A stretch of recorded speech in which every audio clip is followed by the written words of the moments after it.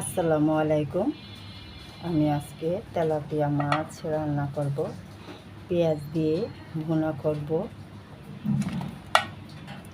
পেঁয়াজ দিয়ে ভুনা করলে খুবই ভালো লাগে তেলাপিয়া মাছটা। এখন একটু হলুদ আর লবণ দিয়ে মাছটা মেখে নিব। তারপর মাছটা আমি ভাজবো, ভেজে ভুনা করব। দেখুন মাখানো হয়ে গেছে। এখানে আমি একটা মাছই নিয়েছি, একটা মাছ 3 টুকরো মাছ হয়েছে, একটা মাথা আর ছোট্ট করে একটা লেজ কেটে নিয়েছি। এখন আমি ভাজায় চলে যাব। তেলটা গরম হয়ে গেছে, এখন আমি মাছটা দিয়ে দিব।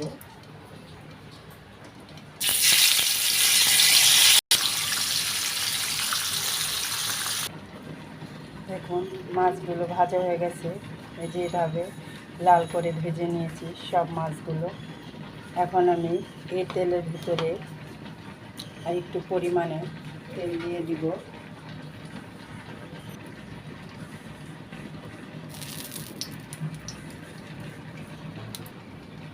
দিয়ে দিব পেঁয়াজ কুচি,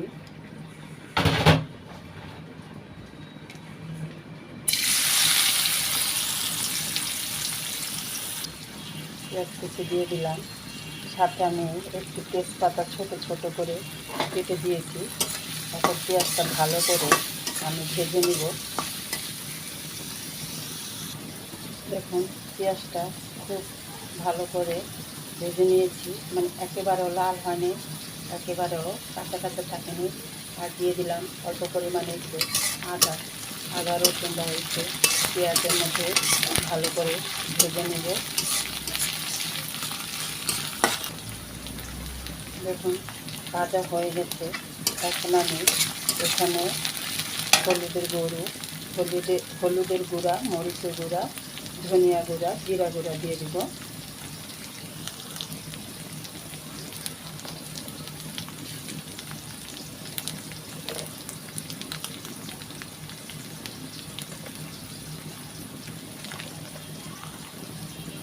হলুদের গুঁড়ো,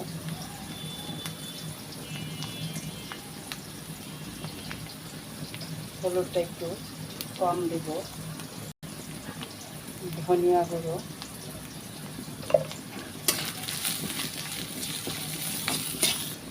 দিয়ে দিলাম জিরা গুঁড়ো।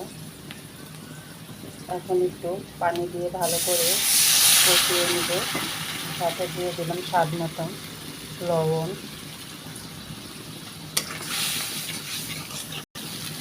দেখুন মশলাটা কষানো হয়ে গেছে, কালারটাও পাল্টিয়ে গেছে। দেখুন কালারটা কত সুন্দর হয়েছে।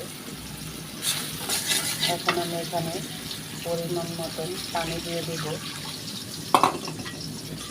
পানিটা দেওয়ার পরে আমি মাছটা দেব।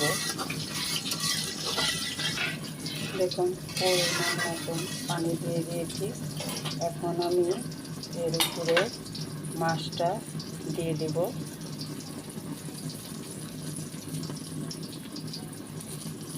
মাছটা দিয়ে দিলাম। এখন আমি এটা ঢেকে রেখে দেব। দেখুন তরকারিটা হয়ে এসেছে। এখন আমি এখানে 4টি কাঁচামরিচ দিয়ে দিলাম।